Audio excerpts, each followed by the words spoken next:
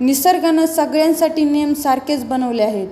एखादं झाड आपल्याला गोड फळं, सुगंधी फुलं आणि छान सावली देत असेल तर माणूस त्या झाडाची छान काळजी घेतं. रोज त्या झाडाला पाणी घालणं, खत घालणं, त्या झाडाचं संगोपन करणं, त्या झाडाची अगदी मनापासून काळजी घेतो. कारण ते झाड आपल्याला फळ देत असतं, फूल देत असतं, गोड गोड फळं देतं.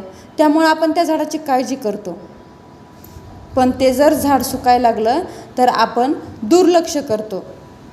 कारण आता ते झाड काय देणार ना. एकदा सुकायला लागलेलं झाड आपल्याला काय देऊ शकणार नाही आणि आपल्याला त्या झाडापासून काय फायदा पण राहणार नाही.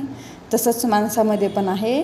जोपर्यंत एखाद्या माणसाकडून आपल्याला फायदा मिळतो तोपर्यंत आपण त्या माणसाला अगदी चिटकून असतो. त्या माणसाची आपण काळजी घेतो. पण जसं तो माणसाकडून आपल्याला फायदा मिळतो आणि त्या माणसाकडची आपली गरज संपत्ती तसं आपणही लांब होत जातो.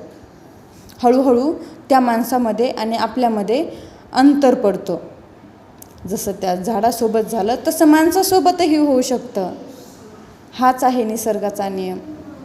एकदा का आपला फायदा संपला तर आपण त्याकडे दुर्लक्ष करतो. माणूस काय, झाड काय, कोणीही असो, सगळ्यांसाठी निसर्गाचे नियम सारखेच आहेत.